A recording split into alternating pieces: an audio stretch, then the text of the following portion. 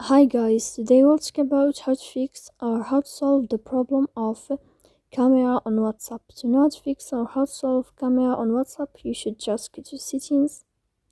Here we click apps, default apps, app settings.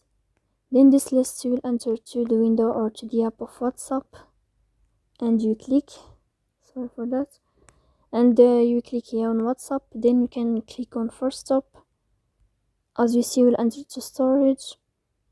Here we click clear cache. Don't click clear data because that can cause you errors in your app.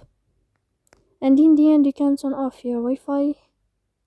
If it's not working with you, you can turn on your Wi-Fi again to fix that problem you have on WhatsApp. So please don't forget to support us by like and subscribe.